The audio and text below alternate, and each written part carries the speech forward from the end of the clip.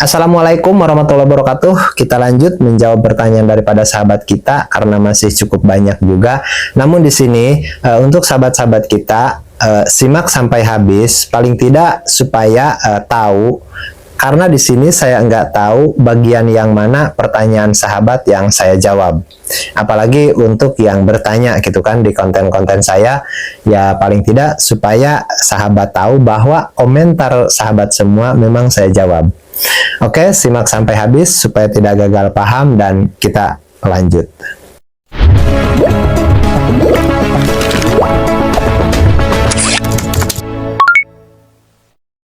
Oke, ini ada pertanyaan daripada sahabat kita yaitu Kang Ebi. Mas mau tanya, kalau air kelapanya muda bisa nggak Mas? Oke, jadi ini tuh komentar di salah satu video saya cara membuat probiotik. Jadi begini Kang Ebi, kalau misalkan air kelapa, entah itu mau muda, mau tua, sebenarnya yang bagus sih yang tua. Tuanya itu tua sedang lah. Tua sedang itu dalam artian tua terlalu masak, hitam juga ya kurang bagus. Yang pertama kurang bagus itu biasanya isinya sedikit. Terus asamnya itu terlalu asam. Terus kalau yang terlalu muda gitu, ya kalau yang muda biasanya airnya banyak sih. Tapi patokannya gini, yang penting jangan degan aja. Jangan memang kelapa muda betul-betul muda untuk dirujak gitu, atau apa namanya, dicampur sama sirup lah. Karena kalau yang terlalu muda kan enakan campur sama sirup daripada buat probiotik kan seperti itu. Tapi kalau pertanyaannya bisa enggak, apakah mau jadi enggak fermentasi? Nah, tetap bisa, tetap jadi. Mau yang muda, yang tua, yang masak sekalipun itu tetap jadi. Namun optimalnya lah, karena di situ kan di sini nggak ada kata oh gagal gitu, nggak ada. Jadi di sini ada yang disebut sempurna gitu kan, sempurna. Ada yang ya cukup bagus, tapi ada juga yang kurang bagus seperti itu, kurang lebih seperti itu.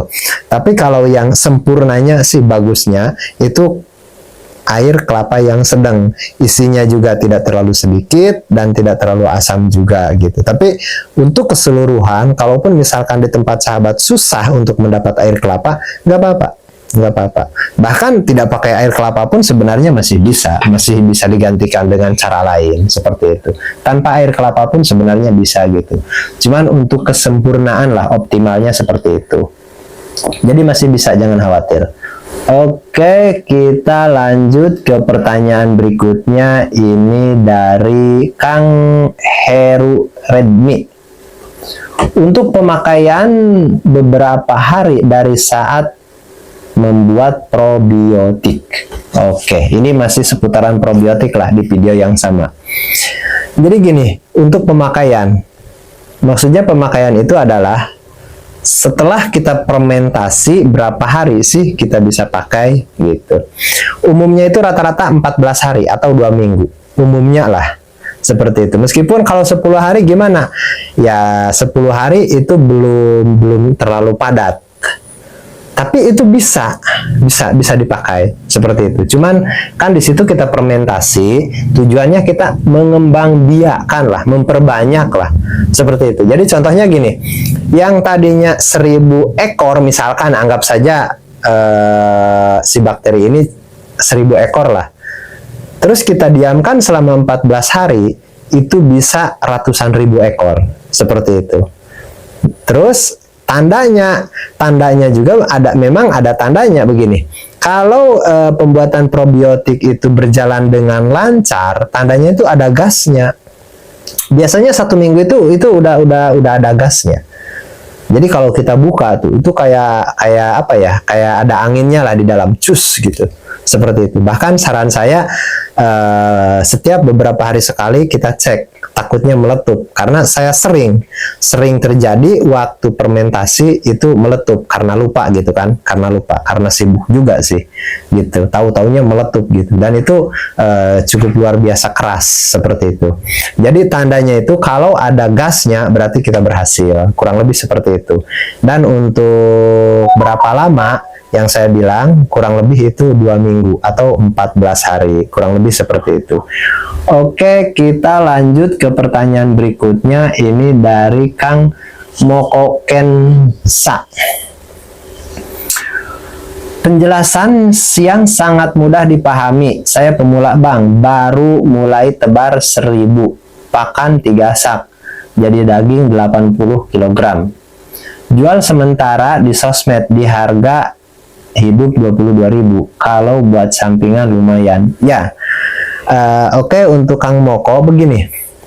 Kalau misalkan dijual harga 22.000 ya itu memang lumayan lah kalau dijual keteng gitu. Tapi kalau di harga 20.000 dengan FCR segitu sebenarnya kurang lumayan. Seharusnya 3 sak itu minimal 90 kilo lah. Tapi karena harganya bagus ya nggak apa-apa sih. Dan saran saya upgrade lah. Jangan 1000, tambahkan lagi gitu. Dan terus belajar. Terus belajar minimal supaya 1:1 si FCR-nya itu. Jadi misalkan pakannya 100 kilo supaya dapat hasil 100 kilo. Dan itu bisa dipertahankan. Meskipun harga jualnya 20, itu tetap untung. Kurang lebih seperti itu. Oke, semangat terus untuk Kang Moko. Kita lanjut ke pertanyaan berikutnya. Oke, ini pertanyaan berikutnya dari Kang Iwan Romadi. Oke. Kang, sistem yang Akang terapkan budidaya lele pakai sistem kocor 24 jam. Ya, atau sistem apa? Jadi begini, kalau untuk saya sendiri, saya sebenarnya ya namanya juga apa ya? Ya praktisi gitu. Terus edukasi juga. Sebenarnya tergantung request yang mau latihan. Namun kalau untuk bisnis sendiri gitulah, bisnis saya sendiri, saya lebih suka menggunakan sistem RWS. Karena di sistem RWS itu bahasanya hanya menyediakan benih dan pakan probiotik buat sendiri, udah. Nggak ada pengobatan, nggak ada obat-obatan, nggak ada penyediaan air dan lain sebagainya, itu nggak ada. Itu semuanya free. Seperti itu. Bahkan kalaupun saya misalkan angkat ikan dari binaan saya atau dari petani saya, ikan itu terkena penyakit tuh. Kadang-kadang dia dikarenakan terkena penyakit mendadak mau diangkat gitu kan. Saya angkat sampai rumah, saya kasih air RWS, air yang udah jadi, dan itu sembuh tanpa ada pengobatan apapun. Entah itu sirip merah lah, entah itu aeromonas lah, entah itu apapun. Saya biasanya seperti itu. Kenapa saya lebih suka RWS? Karena saya sebagai orang yang selalu angkat ikan dari petani, artinya saya nggak tahu tuh penanganan dia seperti apa, dan kadang-kadang ikan dibawa ke rumah itu membawa penyakit seperti itu. Namun semuanya terbackup oleh air yang udah jadi, air yang RWS tadi, seperti itu. Namun untuk di daerah yang terpisah, bukan di belakang rumah gitu kan, saya biasanya menggunakan sistem kocor 24 jam. Seperti itu. Kalau untuk GWS enggak, karena GWS kekurangannya adalah dari kepadatan. Jadi kurang padat lah.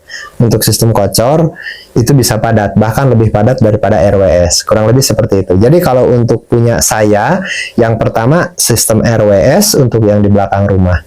Yang bukan di belakang rumah, di tempat lain itu menggunakan sistem kocor. Berarti hanya ada dua sistem lah yang saya jalankan, antara GWS, antara RWS dengan kocor. Kurang lebih seperti itu. Oke, mudah-mudahan terjawab untuk sahabat kita. Dan kita lanjut ke pertanyaan berikutnya. Ini dari Kang Erwin Muhammad. Assalamualaikum Bang, mau tanya, menurut pengalamanmu gimana Bang? Misal tebar bibit 57 cm dengan tebar ideal 200-250 per kubik di kolam tanah tanpa sortir. Kira-kira berapa ya Bang persentase yang bisa dipanen dan yang telat tumbuh? Misal contoh nih, saya tebar 10.000, bibit yang bisa dipanen di waktu 2,5 bulan atau 2,5 bulan cuma 50% doang. Nah, kalau menurut pengalaman Abang gimana? Tolong share pengalamannya Bang dong, terima kasih. Oke. Jadi begini, untuk sahabat kita, Kang Erwin Muhammad, kalau misalkan kita tebar benih 57, memang 57 itu kisaran 2,5 bulan sih. Waktu panen 50% itu sih normal, itu normal, karena tebarnya 57. Saran saya, tebarnya benihnya itu sedikit lebih besar, seperti mitra-mitra saya lah. Saya kasih apa namanya, patokan lah bahasanya. Tebar itu jangan kurang dari 78. Itu pun paling kecil 78. Kalau bisa, kalau ada 89, 9, 10. Kalau tebarnya di 57, panen 50% itu normal. Itu normal. Meskipun sebenarnya bisa sampai 60% sih, dengan size panen isi 6 sampai isi 10. Artinya paling besar 6, paling kecil 10. Itu bisa 60% kita panen. Itu untuk benih yang 57. Tapi kalau misalkan ambil benihnya yang 78, tapi press gitu 78, itu biasanya itu 70%. Artinya tebar 10.000, kita dapat panen 7 kintal atau 700 kilo. Dan sisanya itu nggak banyak, sisanya seperti itu. Kalau 78. Terus kalau 89, itu bisa sampai 800 kilo atau 8 kintal. Kalau 89. Terus kalau 910, nah, itu bisa 90%, bahkan lebih. Tebar 10.000, itu kadang-kadang bisa 9,5. Bisa 950 kilo, bahkan kalau betul-betul kita teliti gitu, itu bisa sampai 1 ton loh. Bisa sampai 1 ton, dan itu cuman 60 hari. Bahkan kadang-kadang nggak sampai 60 sih. 60 itu udah waktu paling lama gitu. Untuk benih 910, itu rata-rata 55 hari, 54 hari itu udah panen, dan biasanya itu bisa sampai 9,5. Hampir 1 ton, sewaktu-waktu sampai 1 ton seperti itu. Dan nanti ada sisa, entah itu 1 kintal, 1,5 kintal, itu masih ada sisa. Tapi hitungannya itu kayak 95% lah, bahkan hampir 100% lah. Karena acuannya kan gini, per 10.000 acuannya itu 1 ton. Dan kalau kita misalkan panen dapat 1 ton, yaitu udah 100%, tinggal sisanya lagi yang kecil gitu. Kurang lebih seperti itu. Dan cadangan pakannya memang 1 ton biasanya. Jadi begini, tebar 910, kita sediakan pakan 1 ton dengan kapasitas tebar 10.000 ekor, pakannya 1 ton tuh. Kita udah nggak ngitung hari lagi, kasih pakan aja tiap hari. Habis pakan kita timbang dan dia dapat 1 ton tuh. Dan nanti ada sisanya, entah entah 1,5 kintal, entah 2 kintal, itu bonusnya lah, bonus FCR gitu. Seperti itu, kurang lebih seperti itu. Dan itu kebanyakan seperti itu untuk rekan-rekan saya, kurang lebih seperti itu. Oke, kita lanjut ke pertanyaan berikutnya. Ini dari Kang Jajang. Waduh, ketinggalan lab. Padahal judulnya pas banget sama problem saya, Kang. Oke, jadi untuk Kang Jajang, untuk siapapun lah semuanya, kalau misalkan di malam minggu ketinggalan lab, saya kan setiap malam minggu jam 8.30, itu kan biasanya lab tuh. Terus misalkan ketinggalan tuh, ya untuk jamnya sebenarnya kan udah saya umumkan gitu, jam 8:30. Tapi kadang-kadang ada lambat juga sih, jam 9 gitu. Tapi kalaupun ketinggalan itu nggak apa-apa, bisa komentar, orang tetap saya jawab juga. Itu yang pertama. Terus yang kedua, di lab itu jangan lihat tema. Maksudnya gini, kan kadang-kadang di lab itu saya temanya membahas apa gitu. Tapi kalau untuk yang hadir di lab, meskipun di luar tema itu bisa. Contoh nih, di tema itu saya membahas pembenihan gitu. Terus di sana membahas soal probiotik, pembesaran, soal penyediaan air, dan itu bebas. Di luar tema bebas. Tema itu saya hanya untuk pengantar gitu. Contoh nih, saya live malam ini, apa sih temanya gitu kan? Seperti itu. Tapi kalau udah masuk di obrolan, di forum belajar bersama kita, nggak sesuai tema pun nggak masalah. Apa aja boleh ditanyakan. Sesuai kemampuan saya, nanti saya akan jawab seperti itu. Jadi nggak mesti sama dengan tema gitu. Misalkan saya membahas probiotik, terus yang ditanyakan harus tentang probiotik aja gitu. Nggak juga. Nggak sesuai tema nggak masalah. Tanyakan aja seperti itu. Jadi untuk sahabat-sahabat kita yang lain pun semuanya, kalaupun misalkan mau bertanya, terus saya jawab dengan dengan cepat lah, langsung lah gitu. Karena kalau komentar seperti ini kan lambat saya jawab, entah 1 minggu, kadang 1 bulan gitu. Tapi kalau di live itu kan saya jawab langsung. Begitu sahabat komentar, saya langsung jawab. Dan kalaupun ada yang belum paham, bisa langsung komentar lagi, kita bisa bahas lagi, kita bisa bongkar lagi, seperti itu. Kurang lebih seperti itu.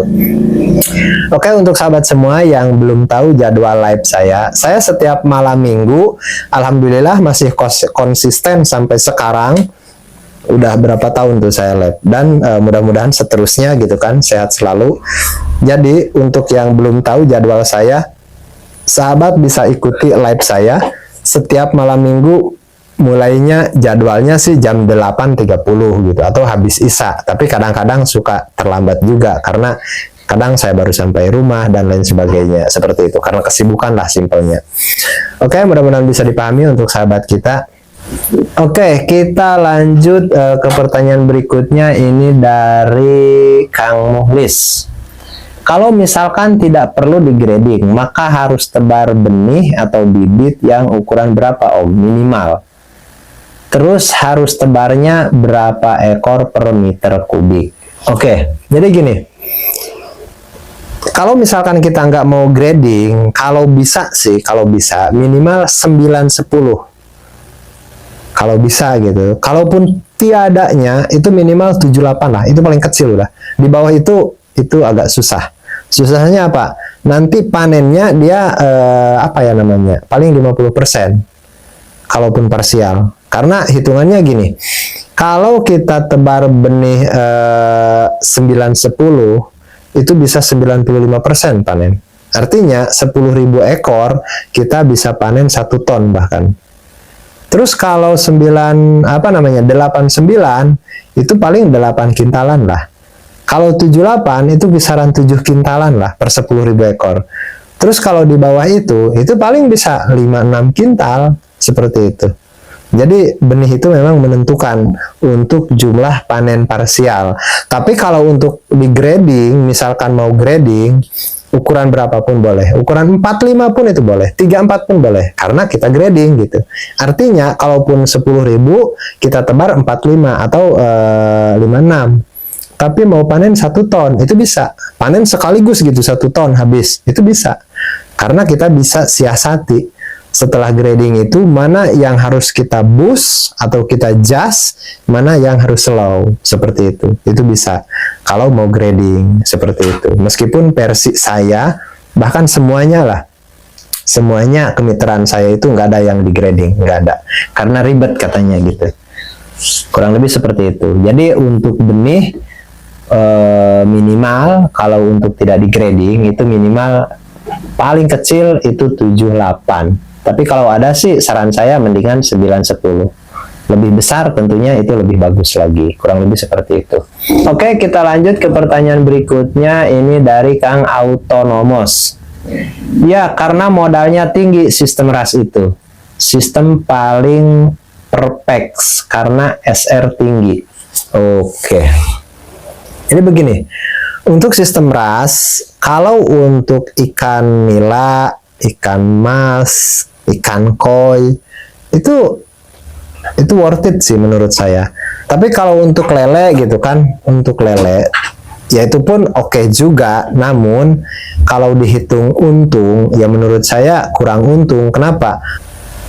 Bukan soal SR-nya yang tinggi, namun kita harus hitung dari keseluruhan gitu. Biaya-biaya yang lainnya juga gitu. Karena kan di situ ada biaya probiotik tambahan, ada bakteri starter, ada water treatment air juga, dan water treatment air itu nggak gratis gitu kan. Pompanya pun ada banyak seperti itu. Ada belum lagi harus ada filter mekanis, filter biologis, buffer pH dan lain sebagainya gitu. Untuk perawatannya pun itu harus intensif. Terus untuk kepadatan, untuk sistem ras itu nggak bisa padat seperti bioplok. Itu padatnya itu setara dengan GWS. Paling 200 lah per meter kubik. Karena sistem ras itu acuannya supaya air itu kinclong gitu. Supaya air itu bagus. Bukan untuk kepadatan tinggi, bukan. Seperti itu. Kecuali untuk di daerah yang memang airnya itu sangat susah, nggak bisa dinegosiasi lah bahasanya. Air itu memang betul-betul susah, bahkan angkut dari luar gitu. Ya itu yang seperti itu sih ya boleh menggunakan sistem ras, tapi harus sesuai dengan nilai jualnya juga, marketnya juga gitu.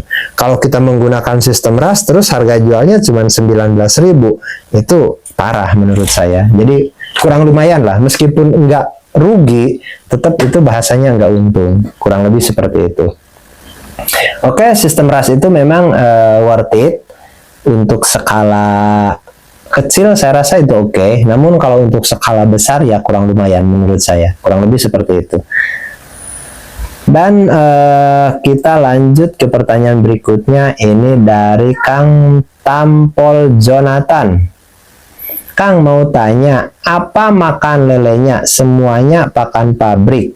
Kalau ada pakai pakan tambahan, bagaimana caranya membuatnya? Oke, ya kalau itu masih tergantung daerah masing-masing sih. Karena ya di daerah saya pun banyak juga yang pakai pakan tambahan buat sendiri gitu. Bikin pelet atau bikin pakan, kita olah sendiri, kita beli mesin gitu. Itu banyak. Salah satunya kita menggunakan yaitu limbah dari pasar, limbah runcah ikan dari pasar, dari pelelangan ikan. Kebetulan di tempat saya dekat dengan pelelangan ikan, jadi banyak limbah tuh dari pabrik bakso, dari pedagang keliling dan lain sebagainya, itu bisa dimanfaatkan. Dan untuk di daerah-daerah sahabat yang mempunyai kronologis hampir sama gitu kan, itu bisa diterapkan juga gitu. Itu sangat efektif ya, terutama untuk menghemat biaya gitu kan, untuk menghemat budget.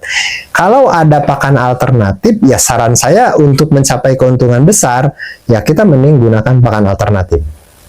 Tapi kalau misalkan rekomendasi alternatifnya apa sih?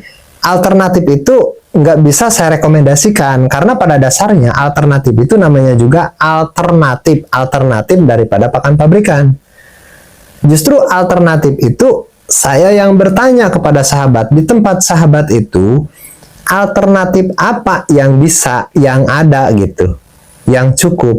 Jangan misalkan sahabat memaksakan, di daerah sahabat nggak ada tuh misalkan apa ya, tiren.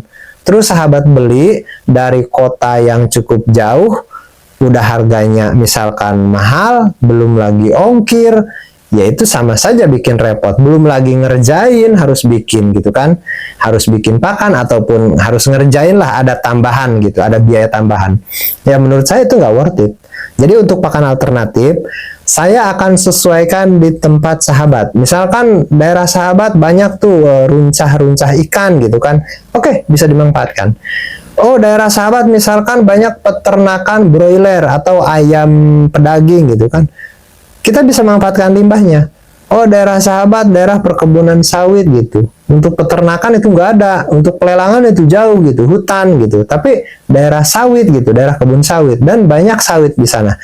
Apakah bisa? Bisa juga, bisa diolah juga untuk pakan alternatif, namanya juga alternatif gitu kan, bisa. Bahkan yang namanya alternatif dari kotoran hewan pun kita bisa sulap, kotoran hewan menjadi maggot bisa jadi pakan. Seperti itu. Jadi alternatif itu opsional, tergantung di mana Anda berada, apa yang bisa Anda dapatkan untuk alternatif. Jadi alternatif itu banyak varian. Dari nasi kering bisa, dari keong sawah bisa, dari bekicot bisa, dari runcah, dari tiren, dari limbah pasar, usus, dan lain sebagainya. Itu sangat banyak. Jadi kita harus menyesuaikan yang memang di daerah kita itu paling murah limbahnya apa. Atau kita itu bisa mendapatkan limbah apa. Yang jelas yang penting murah. Itu acuannya. Bahkan alternatif acuannya harus murah. Kalau soal FCR lah, inilah, itulah, itu semuanya bisa diolah, bisa dipelajari seperti itu. Karena saya pun mempunyai kemitraan atau binaan cukup banyak dan bervariasi. Untuk pakan alternatifnya itu bervariasi, nggak sama. Seperti itu, kurang lebih seperti itu. Oke, mudah-mudahan bisa dipahami dan saya rasa takut terlalu panjang untuk video ini. Mungkin cukup sampai di sini dulu dan kita akan lanjut yaitu membahas pertanyaan-pertanyaan berikutnya di video yang terpisah dan sampai ketemu di video berikutnya. Assalamualaikum warahmatullahi wabarakatuh.